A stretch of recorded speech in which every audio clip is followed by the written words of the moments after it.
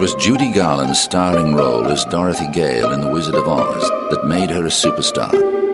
Everything about the film works, but Judy's heartbreaking rendition of Over the Rainbow is truly unforgettable.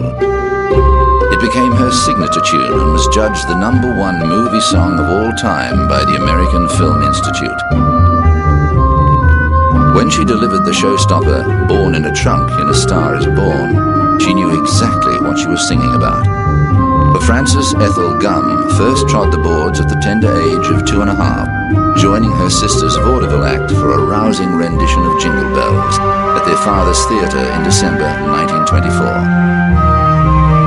By the time Judy signed a contract with MGM in 1935, she was a show business veteran, and one who had already captured the public's attention with her performance of You Made Me Love You, which she sang to a picture of Clark Gable, showcasing her astonishingly mature singing voice.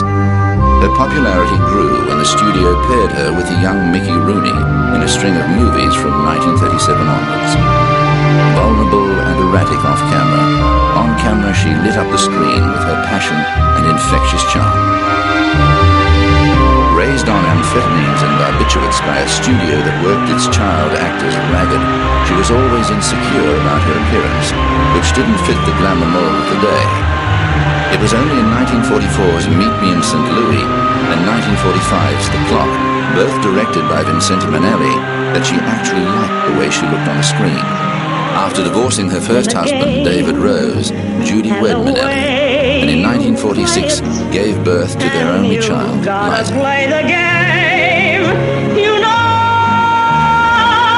She went on to star in some of MGM's brightest musicals, following The Pirate, Easter Parade, and Summer Stock, with A Star is Born in 1954. The story had been filmed before with Janet Gaynor in 1937, and would be remade with Barbra Streisand in 1976. But it is Judy's version that the world remembers, with her version of The Man That Got Away a standout. Nominated for an Oscar, she lost to Grace Kelly in The Country Girl, causing Groucho Marx to send her a telegram describing this as the biggest robbery since Brinks. She did win a Golden Globe for her performance, though, as did her co-star, James Mason. Oh, Oliver, I don't believe that. I won't, and I can't. Judy's final movie was I Could Go On Singing in 1963, and the following year she became engaged to Mark Herring, marrying him in 1965. No, my dear, I can't honestly tell you that. But in the meantime, she discovered a whole new career performing live concerts to huge acclaim. Despite being diagnosed with acute hepatitis in 1959 and told she would never sing again, she recovered to deliver a show at Carnegie Hall in April 1961 that has often been referred to as the greatest night in show business history. In 1969, Judy married her fifth husband, Mickey Deans. But their life together was cruelly truncated on the 22nd of June that year, when Judy was found dead in her rented house in London. The death was put down to an accidental overdose of barbiturates and a sad and telling legacy of her misappropriated childhood.